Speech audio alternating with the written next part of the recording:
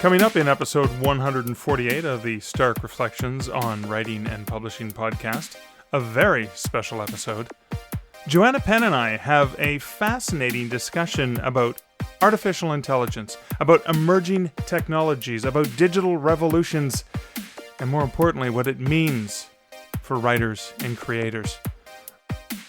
You might say it's a very meta sort of discussion.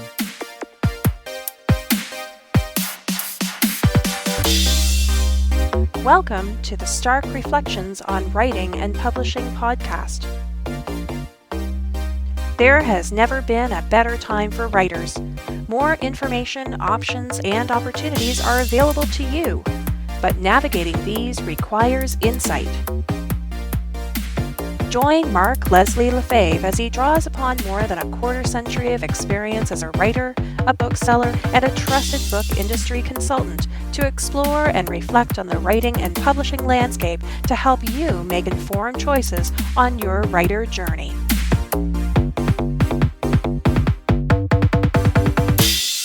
Hello, Reflectives. Welcome to episode 148 of the Stark Reflections on Writing and Publishing podcast. This is your host, Mark Leslie Lefebvre.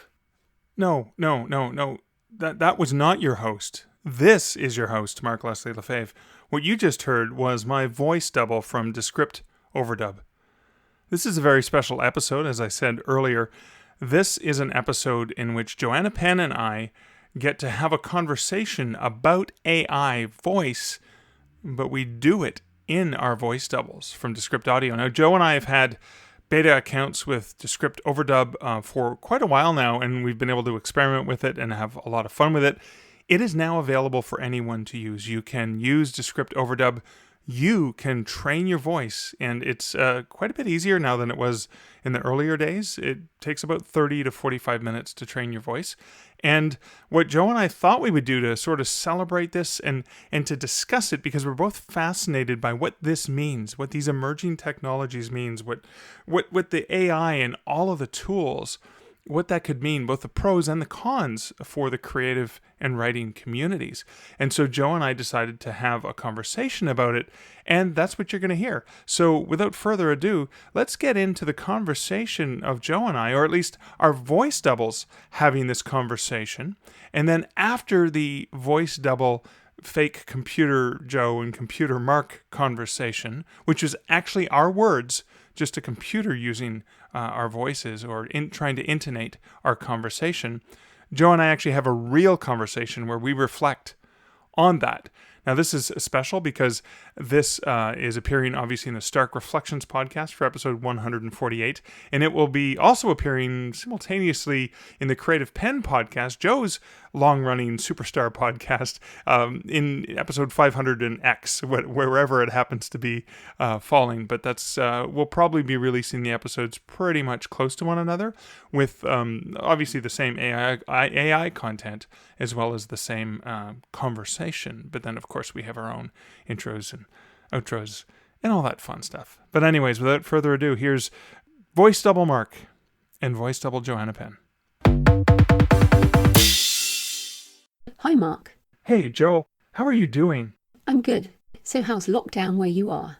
How are things in Canada? Lockdown has actually allowed me to discover new types of creativity in myself, where I seem to have prevented myself from writing prose, but I rediscovered the joy of doing parody videos and experimenting with different forms of creativity. So I have the energy inside me to tell story, to want to share and amuse and entertain, and I redirected it into a different output that satisfied that part of my soul that needs to write. And now I'm back writing again. But while I was struggling, it was really good to have that outlet. I also struggled at the beginning, and I did a flurry of business activities. I made a couple of online courses, including one on turning what you know into an online course, which was, useful and also... Very meta. Yes, very meta. And also made some money. So that was really good because the first instinct is the survival instinct, which is, I just need to make some more money in order to survive this, whatever this is. And then there's that period of, okay, this isn't just over quickly, and the zombie apocalypse has not arrived, and now I need to finish that novel. I did manage to change up my creative routine and to finish Map of the Impossible, but we are talking about artificial intelligence today because we are both enthusiasts. But there are clearly positives and challenges. What do you think are some of the positive things that AI could bring to authors? I think it could help us with some of the processes that may be redundant or take too much time.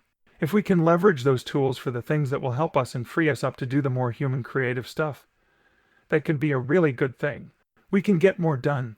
We can create more. We can produce more. Yes, I agree that it's going to help us, and I think AI as a tool is what we need to focus on. In the same way that we do research with the internet, we use Scrivener to write. We use Vellum for formatting. We use the internet and all the wonderful tools like Draft to Digital and lots of other wonderful companies who help us publish. Without these tools, we would not be able to reach people with our books. Think about it as similar to the internet. If we wind the clock back to the internet of 1986 or even 1995, we didn't know then what it was going to turn into. Now the internet is this wonderful, amazing, incredible place that we all spend a lot of time on and use to create and learn and entertain ourselves. And it's also the cesspool of humanity, so we can use it either way. Also, when the ebook came out, there was a lot of fear in the book industry about the ebook killing the print book. But it didn't. It only added to the possibilities of what a book could be. It expanded it and, like vinyl, the print book is still doing well and also expanding in new formats. So I think that if we approach artificial intelligence with the same optimism, and yet with a bit of caution, we can use it as a tool that benefits us in the long run. I want to be part of the disruption, not be the disrupted. Good slogan. You should put that on a t-shirt. I think being part of the disruption is a really good way to look at it, and also putting a positive spin on creativity. Creativity often involves some form of destruction, and we may have to destroy some of our own practices in order to move into the new way of doing things. I think one of the biggest shake-ups we need is a copyright law so that machine learning can incorporate modern bodies of creative work and still reward the creator. I think that's probably one of the biggest issues right now. In order to incorporate all the different voices in the world, we're going to need to train the big data algorithms on much more varied data. But again, we need authors to be rewarded. I would like to see an overhaul of copyright law for an era of artificial intelligence, so that we get some kind of micropayment for the use of training data, because GPT-3 is not plagiarizing. This is the huge shift, I think, because if GPT-3 is not plagiarizing, and we've seen a lot of examples of plagiarism in the author community, we're going to see a lot more books being produced by these AI content farms, where our work is used for training and is not plagiarized. That's why copyright law needs to be overhauled. Do you think the publishing industry is ready for this? No, the publishing industry is not. They're playing ostrich and are continuing to, even during this pandemic. They haven't even fully embraced print on demand properly for distribution. I think blockchain and those technologies are going to be a critical component of ensuring that copyright can be protected in the future. One of the other positives is that many authors don't enjoy the marketing side, and I have found, in particular with Amazon ads, where the author brand is very clear, the auto ads work and make money once they've optimized themselves. In that way, we are already using artificial intelligence and machine learning in order to advertise. That is hopefully a sign of what is to come around discoverability, which is one of the perennial issues for authors. I would also like to see a more intelligent artificial intelligence that can discern the emotional resonance of a book and recommend other books that offer a similar emotional experience. We are missing that right now. I agree, and I am really disappointed because it was almost 10 years ago when I saw the first iteration of companies like Booklamp and books like the Bestseller Code. I'm disappointed that we haven't yet been able to leverage those tools. Because rather than an Amazon marketing ad where you're manually contriving stuff, manually manipulating things that may not be reality, this should go to the heart of how that book makes you feel. That could potentially reduce the gamification and the BS that we have to deal with now. Where some books are well marketed but are not that good, and books that are fantastic may be undiscovered. To wrap this up, if people want to surf this change rather than get drowned in it, what is your number one recommendation for authors? Step back and look at artificial intelligence with your business hat on, rather than with your emotional writer hat. Our emotional writer hats can really mess us up and prevent us from understanding and embracing the technology. What do you think? I come back to the importance of Kevin Kelly's 1,000 true fans. The market is going to get more and more and more fragmented. We need to be okay with living in the long tail and writing what we love and selling books. And exciting readers in the little area that we write in. Double down on being human. We can't beat the machine, but we can work with the machine to create something more exciting for our collective future. That was beautiful. So, Mark, we did our recording. Yeah, that was it was interesting to say the least. Yes. So, yeah, so honestly, like what did you think of your voice? So I think my voice still sounds a little stilted and awkward, and yours sounds really well done. It's almost as if you know you did way better training, and I'm not sure what that was because the training was the same, right? Did you do the full Yes. 40 minutes? I did 30 minutes. Okay, so let's explain to everyone listening. So basically, we both have Descript.com, which Yep. is basically you can download the software, and then they have an overdub tutorial, which is you essentially have to read The Wizard of Oz, right?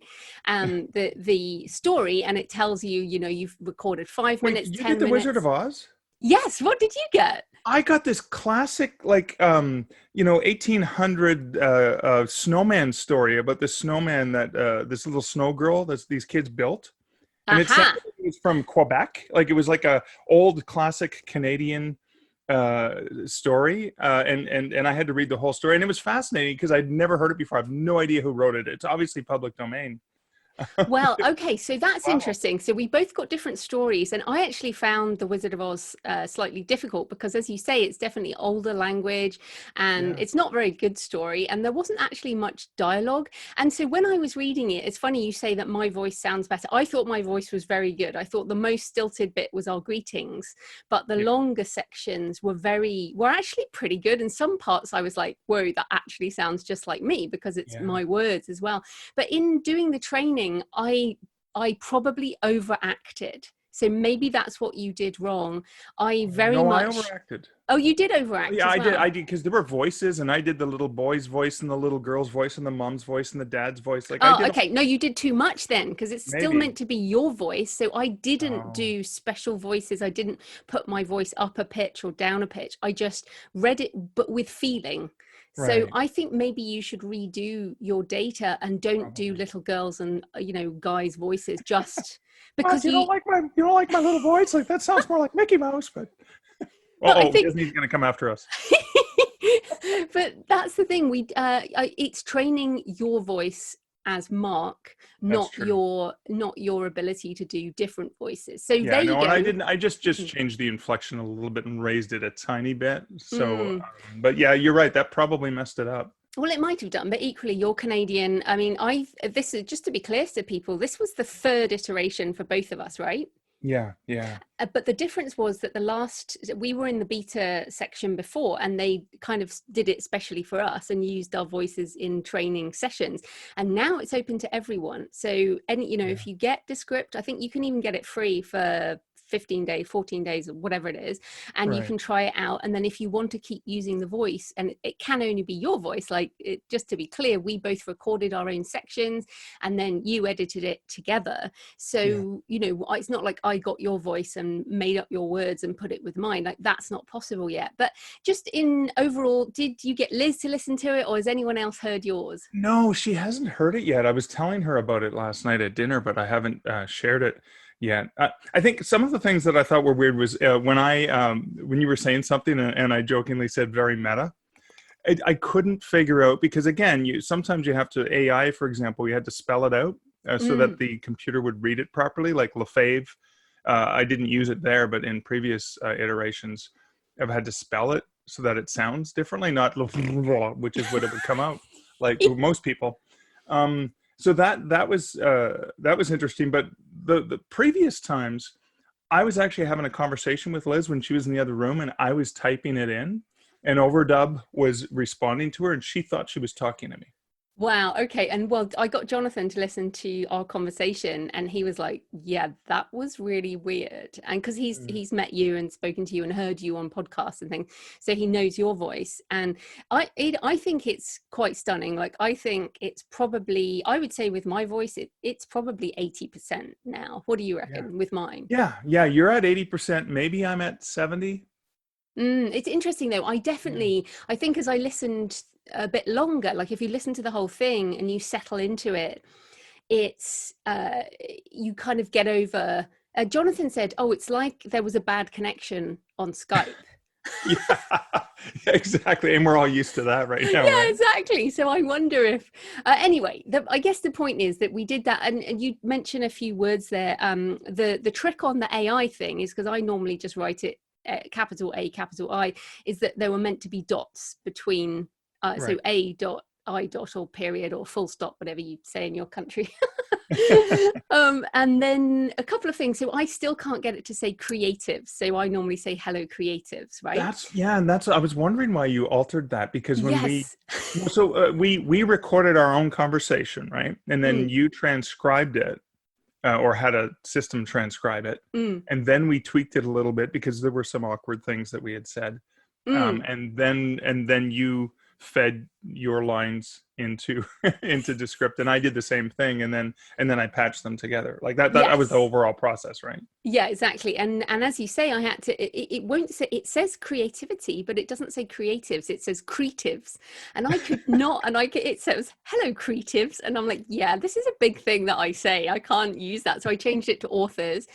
And I've sent it to Descript and said, this is a bug. I picked this bug up before, that it can say creativity, but not creative. So Right. really interesting. And then also it wouldn't say mass market. It kept going mass. And I Oh, was yeah. like, Yeah.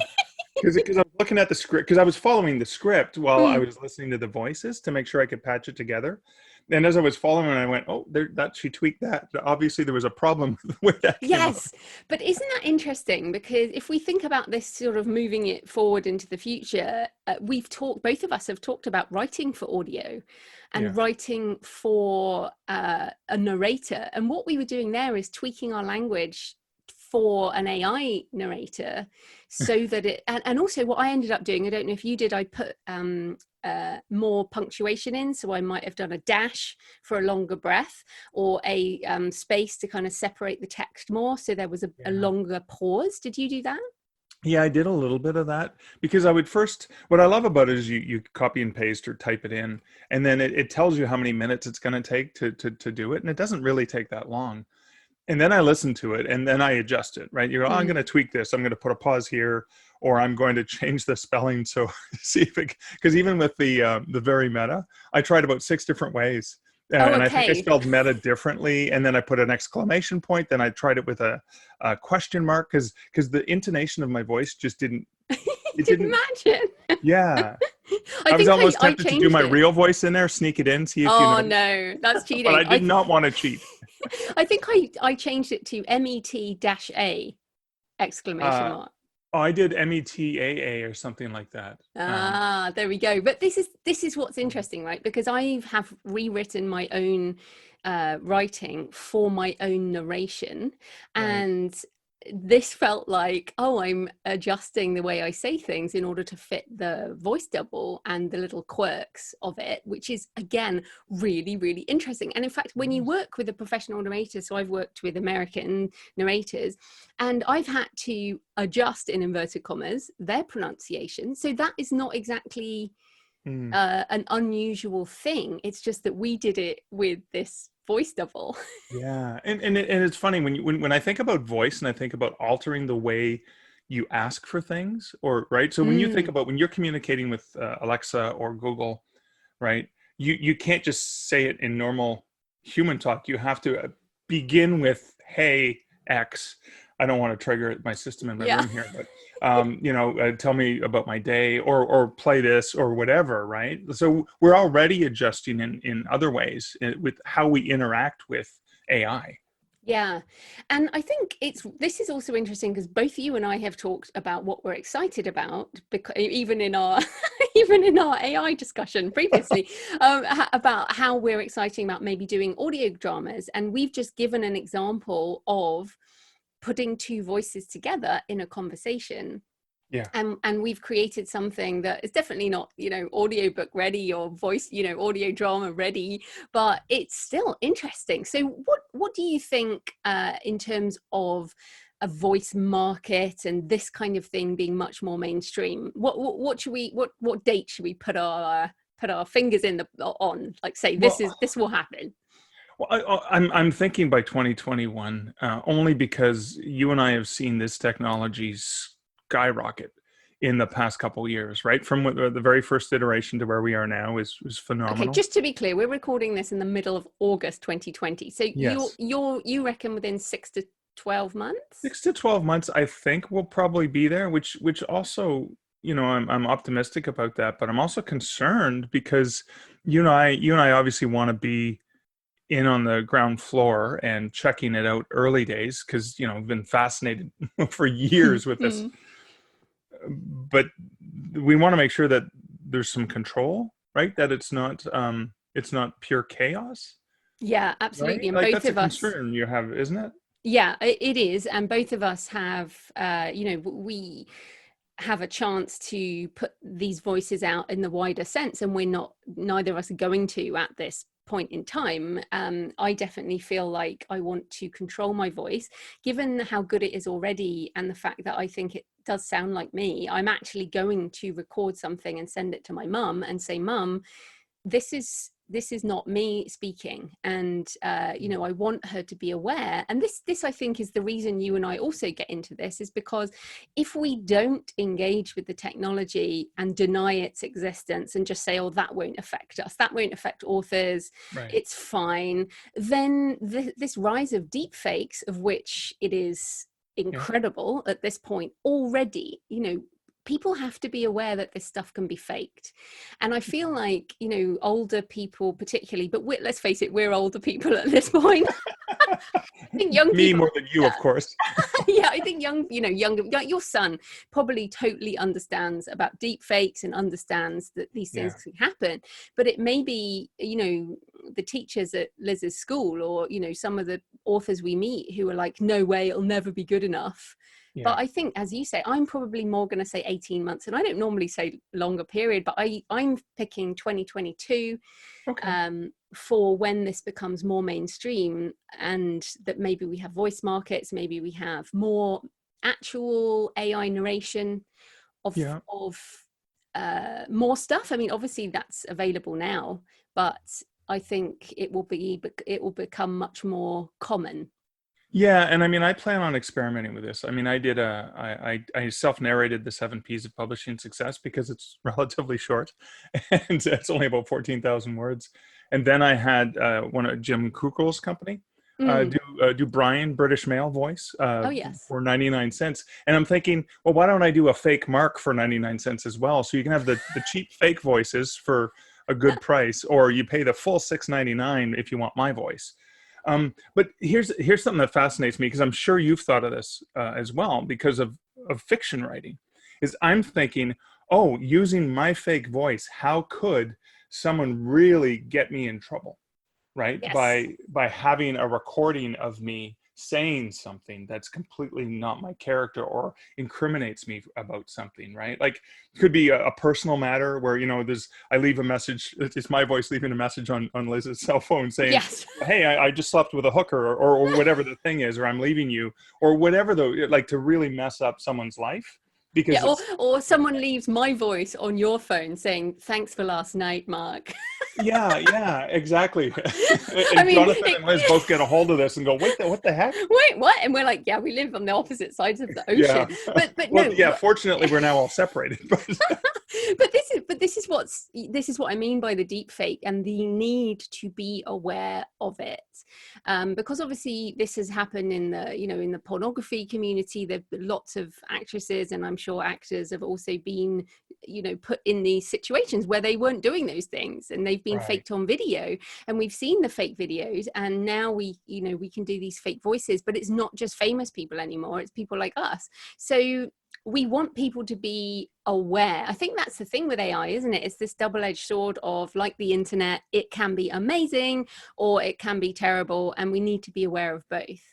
Yeah, for sure. So again, I think we're both cautiously optimistic.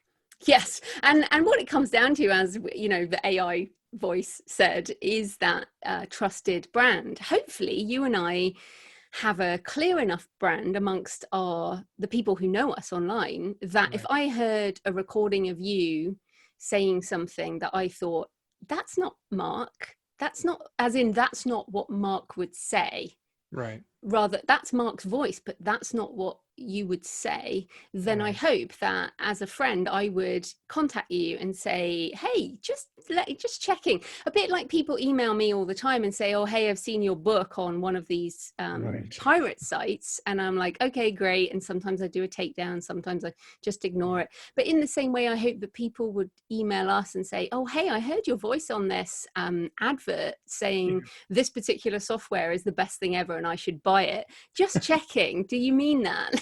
Is that you? Or fake Facebook profiles, for example, where I have somebody reach out who's already a friend and go, I like to play with them and ask them something that's wrong, so that they respond in the positive, and I know for sure it's not them, because, but it's that kind of thing, right? Then you check with your friend and say, hey, check your account. Something might have been hacked because they're using your picture and your likeness to pretend to be you, right? It's that courtesy we have with our friends and the people that we know and trust.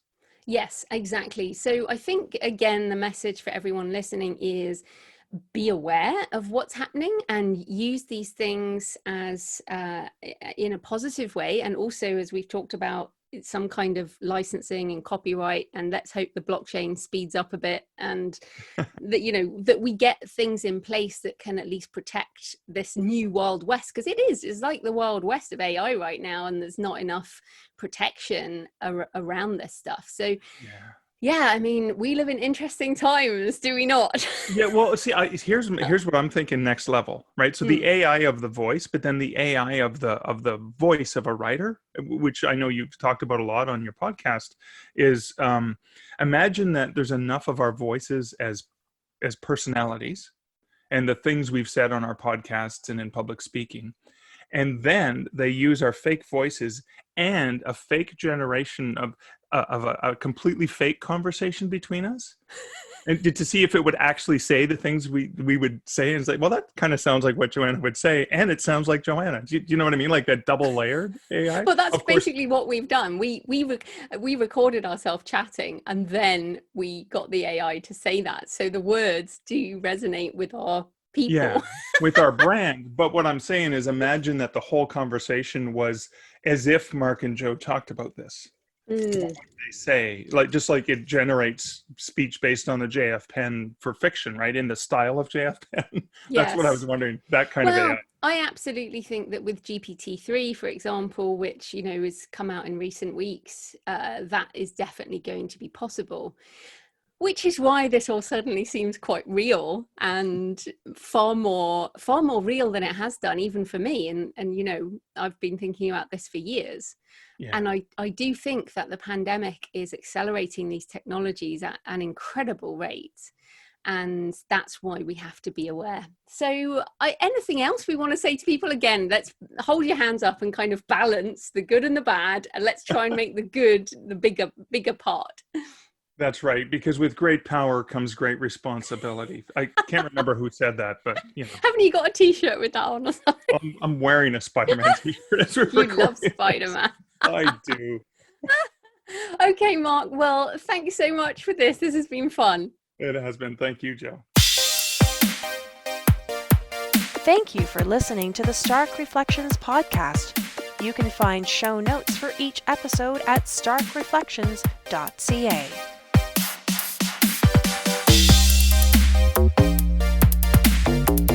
The music for this podcast, Laser Groove, was composed and produced by Kevin MacLeod. Check out more of Kevin's great music at incomptech.com.